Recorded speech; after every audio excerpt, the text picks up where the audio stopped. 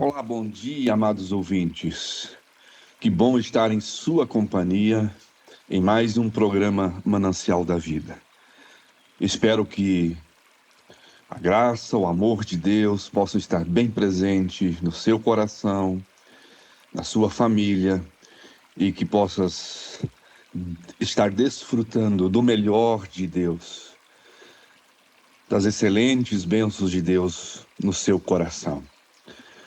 Mais uma semana se inicia e queremos começar refletindo na palavra de Deus.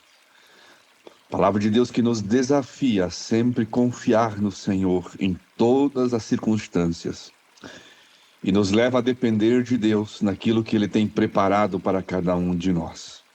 Sou o pastor Wilson, da Primeira Igreja Batista de Marechal Cândido Rondão, e é uma alegria sempre ter a sua companhia nos programas e estar levando o nosso coração ao entendimento daquilo que Deus tem de melhor para cada um de nós. Hoje eu quero falar sobre o tema como passar pelas provas da vida de forma vitoriosa. Há uma inscrição de um relógio de uma catedral aonde tem o seguinte dizer: quando você é criança, o tempo arrasta.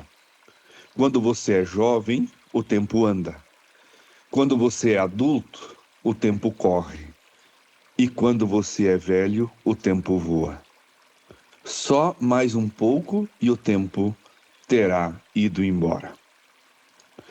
Abraão, aos 75 anos de idade, foi matriculado na escola da fé. E agora, aos 100 anos, ainda está enfrentando tremendas provas e desafios na vida. Quero lhe dizer algo muito certo, muito verdadeiro. Você nunca é velho demais para enfrentar novos desafios, lutar novas batalhas e aprender novas verdades. Porque quando nós paramos de aprender, nós paramos de crescer. E quando nós paramos de crescer, nós paramos de viver. Em Gênesis 22, que é um dos textos preciosos da palavra de Deus, um dos textos que muitas vezes mexe com o nosso coração, nos mostra a maior de todas as provas que Abraão enfrentou. Pela fé ele triunfou e pode nos ensinar como passar pelas provas de forma vitoriosa. E o que a gente pode aprender com ele nesse texto? A primeira coisa que ele nos diz é que nós podemos esperar da parte de Deus estas provas. Todo mundo sabe que o texto fala de que Deus pede o seu único filho Isaque. E ele então se prepara, anda junto com o seu filho, sobe ao Monte Moriá para preparar o holocausto e ali então sacrificar o seu filho. Queridos, na escola da fé nós teremos testes ocasionais ou jamais saberemos onde estamos na caminhada espiritual. Abraão, durante a sua trajetória, a sua caminhada na vida, ele enfrentou várias provas no seu andar com Deus. Ele teve o teste da família. Quando Deus lhe ordenou a sair do meio da sua parentela para uma terra desconhecida.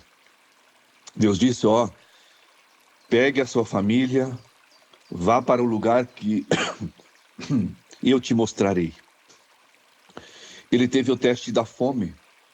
E neste teste Abraão fracassou porque ele duvidou de Deus, do cuidado de Deus, da provisão de Deus. E ele foi para o Egito para buscar ajuda. Ele também teve o teste da comunhão, quando ele deu a Ló a oportunidade de fazer a escolha primeiro para ele e os seus pastores. Estavam diante da terra e Abraão pede para Ló olhar para todos os lugares e ele pudesse escolher o lugar que ele achava melhor. Abraão deu a oportunidade nesta comunhão para Ló de escolher o melhor. Mas também ele teve o teste da luta, quando ele derrotou os reis confederados que sequestraram Ló. Ele, com muita ousadia, coragem, ele enfrentou estes reis e foi vitorioso. Mas também ele teve o teste da riqueza, quando ele disse não às riquezas de Sodoma. O seu coração não estava lá. Aquilo não o atraía, mas ele foi testado. Ele teve o teste da paciência, quando ele fracassou em ceder às pressões de Sara, arranjando um filho com a escrava Agar. Não soube esperar o tempo de Deus. E isto trouxe como consequência conflitos seríssimos que nos acompanham até os dias de hoje. Mas o teste maior da sua vida foi o teste do amor. E este foi o supremo teste que Abraão enfrentou, de colocar como oferta o seu único filho no altar. Prezado ouvinte, nem toda situação difícil que vivemos é uma prova de Deus. Às vezes nós sofremos, padecemos por causa dos nossos próprios pecados. Abraão sofreu no Egito e em Gerar por seu próprio pecado.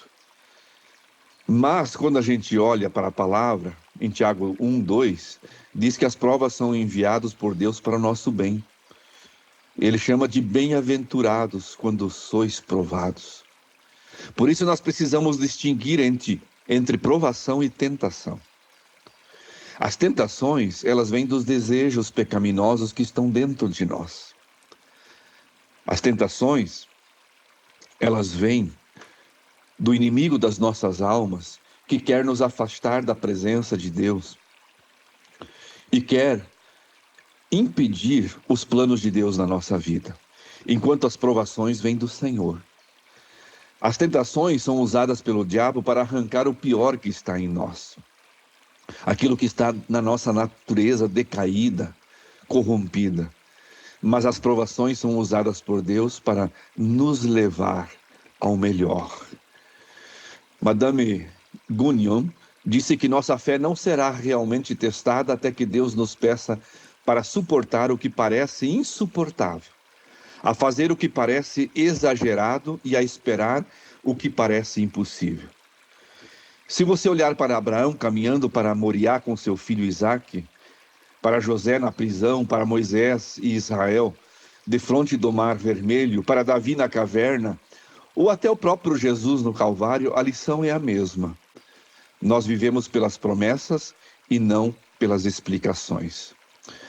Isaque era o filho único de Abraão, o filho da promessa, em quem descansava o futuro do pacto. Abraão amava Isaque e tinha construído todo o seu futuro ao redor dele.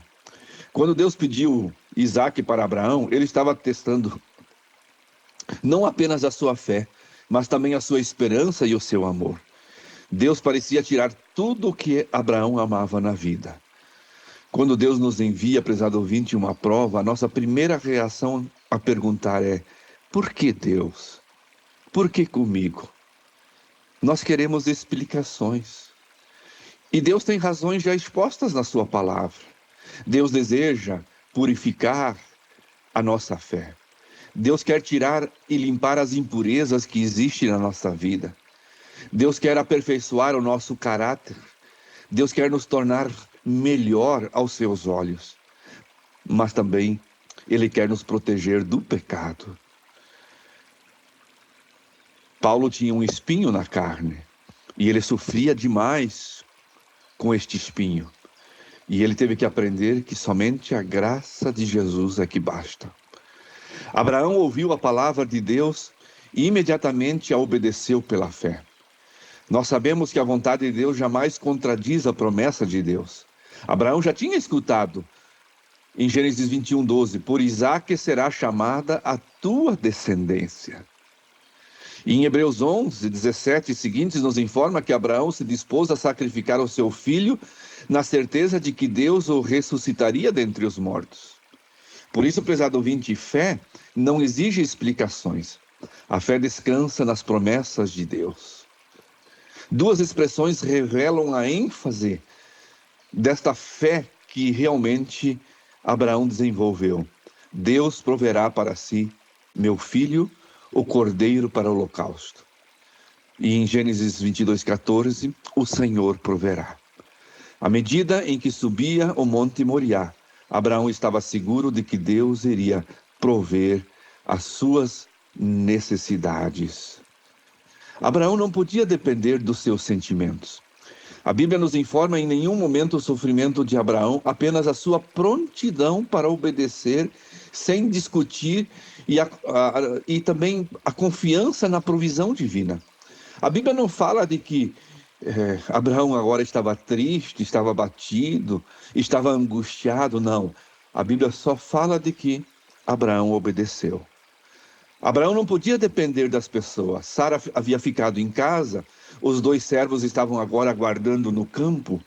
Somente Abraão e Isaque caminhavam rumo a Moriá.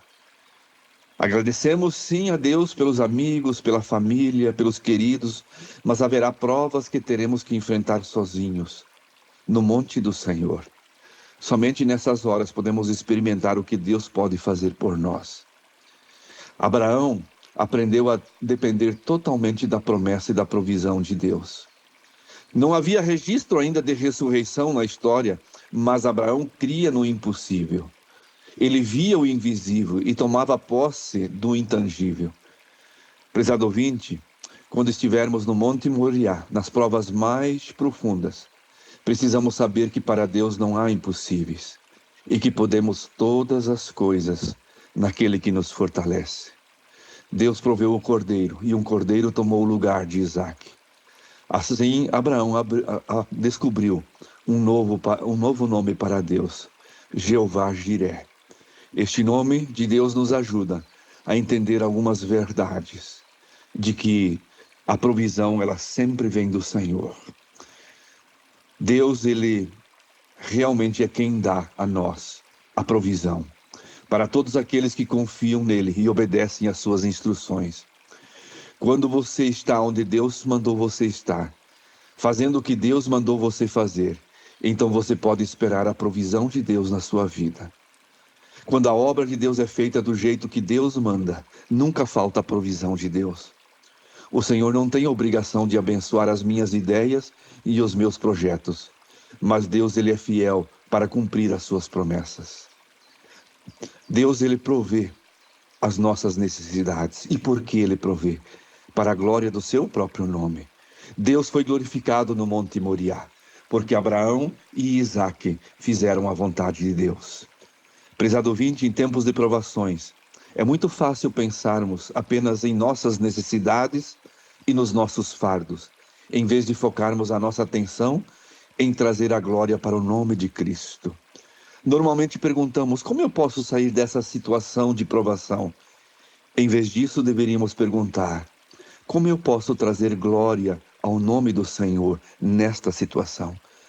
Por isso, prezado ouvinte, este é o desafio para mim e para você. Glorificar ao nosso Deus no meio das provas da vida. Podemos dar honras a Deus, porque Deus, ele nunca perde o controle sobre as nossas vidas. Deus sempre é presente e Deus sempre proverá.